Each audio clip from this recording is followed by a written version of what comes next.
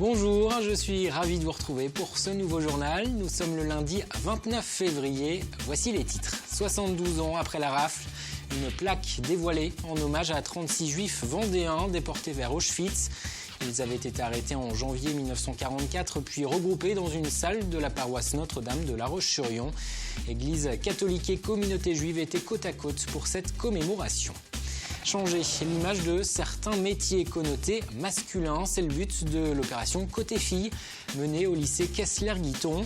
Une soixantaine d'élèves de 3e a pu découvrir certaines formations. Le but, montrer que les femmes sont aussi les bienvenues dans des secteurs comme la plomberie, la menuiserie ou la maçonnerie. Enfin, direction Notre-Dame-de-Mont à la fin de ce journal pour en apprendre plus sur les raies et les roussettes. Un programme national de recherche sur ces espèces de poissons a été lancé et dans ce cadre, une collection de capsules d'œufs était organisée ce week-end sur la plage. Mais d'abord, pour commencer ce journal, l'hommage de la faute-sur-mer aux victimes de Xynthia. 6 ans après le passage de la tempête qui a fait 29 morts dans la commune, une cérémonie était organisée ce dimanche. Elle a réuni une centaine de personnes. Après une marche le long de la rive du Lay, un moment de recueillement a été observé près de la stèle où sont inscrits le nom des victimes de la tempête. Un poème de William Blake a également été lu. Cette cérémonie annuelle reste importante pour les familles de victimes et les sinistrés. Il y avait de l'humain, il y avait de l'émotion, il y avait des sourires, il y avait de la concentration.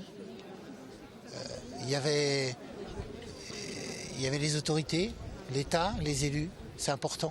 Nous, on n'a perdu qu'une maison à la faute et déjà c'est difficile. Donc quand on a perdu un petit-fils ou un mari, je pense qu'il faut être là pour être avec eux. Je crois que plus les années passent, plus on est ému. Hein. C'est bien de se retrouver tous. On est une famille maintenant. Hein. Mais c'est dur. Hein. C'est dur. Ça répare à jamais, mais ça me fait du bien. Et puis je me dis, quelque part, on entretient un souvenir. Sans pour ça être tout le temps en train d'en parler, voilà ce que je veux dire. Mais on entretient un souvenir. Je crois que c'est important quand même. 29 décès dans un petit pays comme ça, plus tous ceux qui ont perdu, qui sont sortis, je dirais, pas bien. Donc c'est important. Et sur le plan judiciaire, la Cour d'appel de Poitiers rendra sa décision dans un mois, le 4 avril prochain. L'ancien maire de la Faute, René Maratier, l'ex-première adjointe Françoise Babin et son fils Philippe Babin sont poursuivis, je vous le rappelle, pour homicide involontaire et mise en danger. Des peines de 18 mois à 4 ans de prison ont été requises contre eux en décembre dernier. Les 30 et 31 janvier 1944, 36 juifs vendéens étaient arrêtés et enfermés dans une salle de la paroisse Notre-Dame de La Roche-sur-Yon sur décision du chef de la police allemande. Des juifs envoyés ensuite vers Drancy puis vers le camp d'extermination d'Auschwitz. Un seul reviendra vivant. 72 ans après, une plaque commémorant cette rafle vient d'être inaugurée en présence de l'évêque de Luçon et de représentants de la communauté juive, Alix Lanos.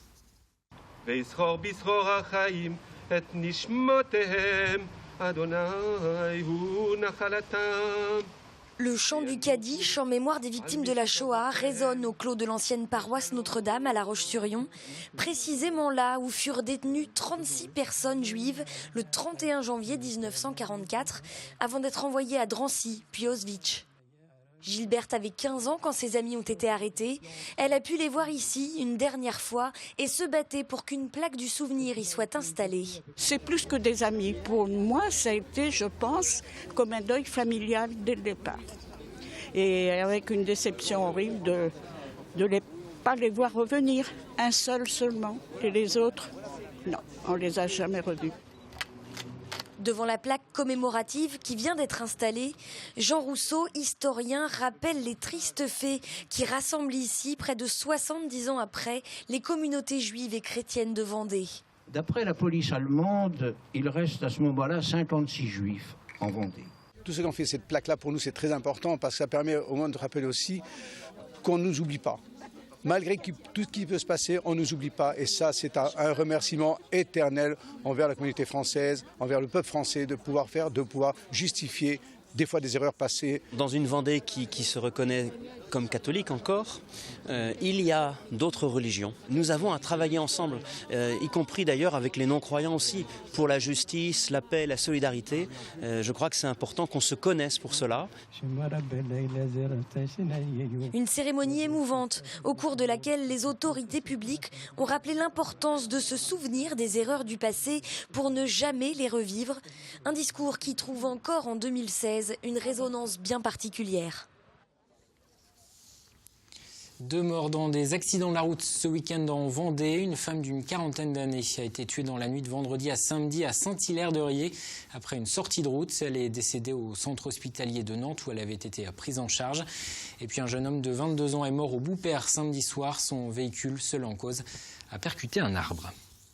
L'aéroport de Notre-Dame-des-Landes, forte mobilisation des opposants. Ils étaient entre 15 000 selon la préfecture et 50 000 selon les organisateurs à manifester samedi sur les axes Nantes-Vannes et Nantes-Rennes pour dire non au projet.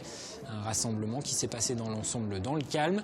Il intervenait quelques semaines après l'annonce de François Hollande sur l'organisation d'un référendum sur le sujet. Consultation dont la date et les modalités ne sont pas encore définies. Linky, c'est le nom du nouveau compteur électrique en train d'être déployé dans toute la France. Chaque foyer français devrait en être équipé d'ici 2021. En Vendée, ces compteurs nouvelle génération seront installés cette année dans 25 communes. Des compteurs Linky qui permettent de suivre en direct sa consommation électrique. Ils pourront également aider les opérateurs comme ERDF à mieux optimiser la distribution d'énergie produite notamment par les éoliennes ou les panneaux solaires, comme nous l'explique le président du directoire de ERDF de passage en Vendée. Grâce au compteur Linky, on va pouvoir être en situation de pouvoir maîtriser, exploiter complètement différemment les réseaux de distribution et être capable d'intégrer massivement des énergies renouvelables. Grâce au compteur Linky, donc cette information rentre dans le domaine du numérique, justement, dans le domaine des smart grids, des réseaux qui deviennent intelligents et permettent justement cette capacité à exploiter le réseau en temps réel et donc offrent ce grand nombre d'opportunités qui sont les clés de la transition énergétique telle qu'elle est en train de se développer. Plombier, maçon, menuisier, des métiers qui se conjuguent encore très rarement au féminin. Trop rarement pour le lycée Kessler-Guiton, La Roche-sur-Yon. Il vient d'inviter une 60aine d'élèves de 3e à venir découvrir ces différentes formations professionnelles et montrer que certains métiers dits masculins sont aussi accessibles aux femmes. Une opération qui fait partie d'un projet mixité lancé par le lycée. Grégoire de Châtillon. Elles sont collégiennes, elles viennent des 4 coins de la Vendée pour découvrir des formations jusque-là plutôt réservées aux garçons. Bonjour, moi c'est Noémie, je suis en première bac pro plomberie. Au programme de cette journée, des visites d'ateliers et des rencontres. Comme vous voyez, là je suis la seule fille parmi pas mal de garçons. Après la formation plomberie, passage à l'atelier énergie climatique. Vous pouvez déjà dire combien il y a de filles dans notre section ? Zéro. On vous pousse à faire des études techniques ou pas plus que ça ? Je sais pas, il n'y a pas de sexe en particulier si je suis une fille ou... Donc dans ta famille, il n'y a pas de préjugés là-dessus ? Non. Un peu plus loin, dans cette salle, on se forme au métier du bâtiment. Des collégiennes qui ont pu alors rencontrer Mandeline, peut-être une future chef de chantier. Justement, c'était un challenge de s'imposer en tant que femme dans ce métier déjà, de base. Et puis même le bâtiment, ça m'intéressait, donc voilà. Donc ce sont des métiers où pour l'instant, il y a plus de garçons bien entendu que de femmes, voire dans certaines filières, on n'a pas encore de jeunes filles qui osent franchir le pas de venir dans ces filières-là. Ce que je trouve fort dommage parce qu'on est là pour leur montrer qu'il n'y a pas besoin d'avoir de gros muscles, il n'y a pas besoin d'avoir, je ne sais pas, de compétences exceptionnelles pour pouvoir faire ces métiers-là. Donc, ceci étant, je suis rentrée dans la filière. Les 57 collégiennes inscrites pour découvrir ces filières dites de garçons ont eu le droit aussi à des interventions tout au long de la journée pour casser ces stéréotypes garçons-filles afin de mieux appréhender leur future orientation. Et puis toujours au chapitre éducation, l'ouverture d'un nouveau master tourné vers le numérique qui est prévu à la rentrée prochaine au Sables d'Olonne.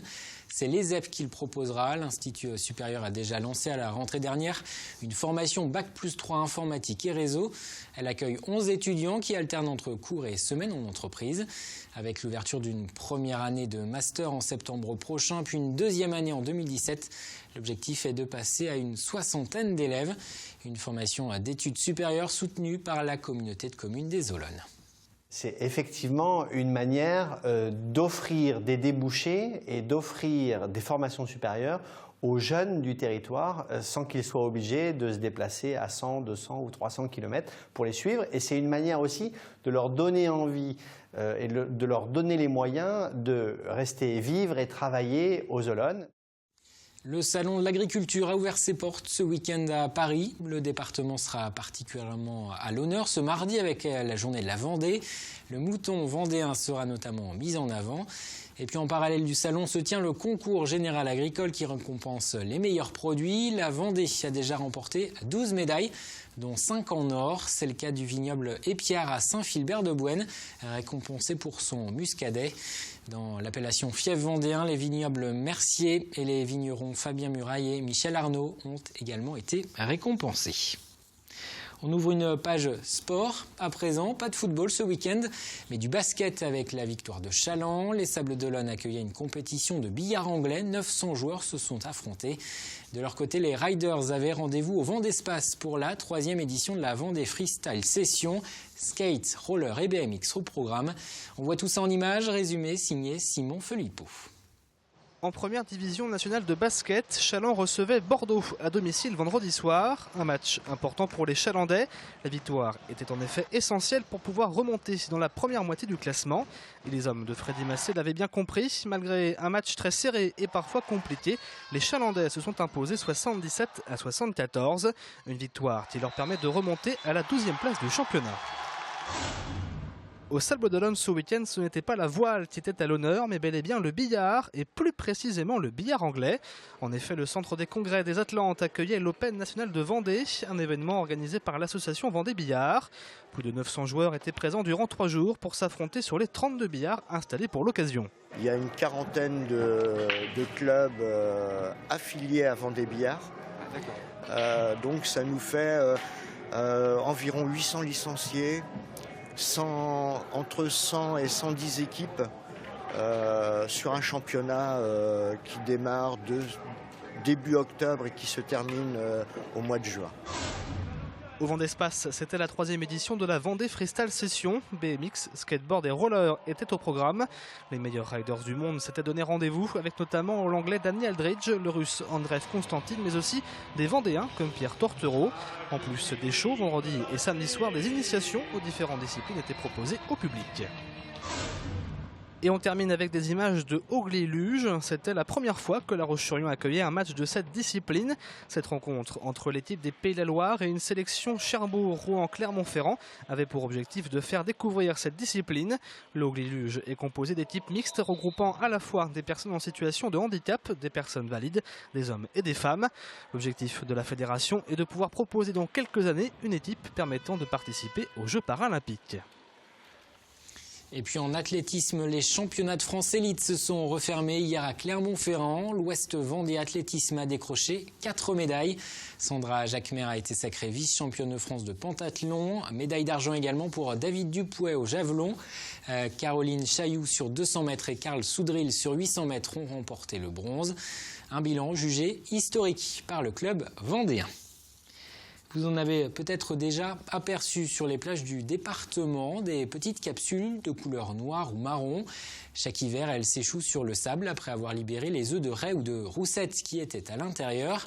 Dans le cadre d'un programme national de recherche, une sortie était organisée ce samedi à Notre-Dame-de-Mont pour collecter ces capsules. Elles vont permettre aux scientifiques d'en apprendre un peu plus sur ces espèces qui vivent le long de nos côtes. Apolline Laurent.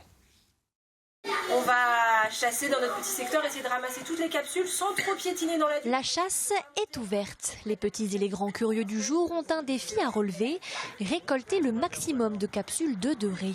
Ce sont ces enveloppes noires déposées par la marée qu'il va falloir collecter sur les différentes plages de Notre-Dame-de-Mont. Les capsules se trouvent là où il y a les algues. Et entre les algues et le mur. Accompagnée par Yvonne Fougereux, sentinelle de l'APEC, Association pour l'étude et la conservation des sélaciens, les apprentis chasseurs peuvent poser toutes leurs questions et tenter de reconnaître les différentes espèces de raies présentes sur nos côtes. Il y a une grande richesse au niveau de Notre-Dame-de-Mont. On trouve cette très grande capsule, c'est une capsule de raie lisse. Et donc celle-ci, qui est plus classique, c'est la raie brunette. Cette raie qui est interdite à la pêche.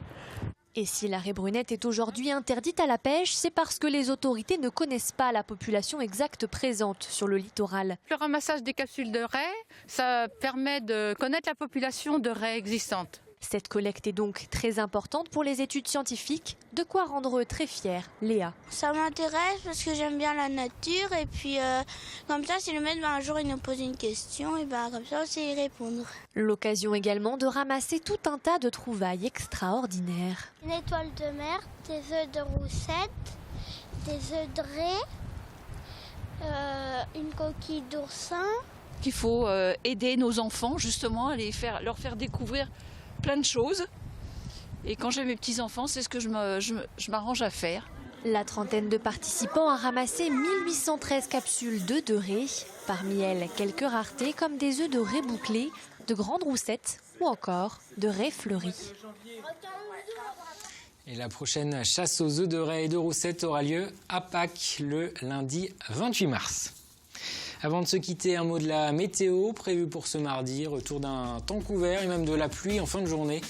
La matinée débutera avec quelques éclaircies, des températures proches du 0 degré. Le temps va rester à maussade toute la semaine, c'est ce que vous dira dans un instant Armel Pavageau. On se quitte avec le soleil de Noirmoutier et ses images webcam du port de l'Herbaudière. Merci de nous avoir suivis. Je vous donne rendez-vous demain pour un nouveau journal.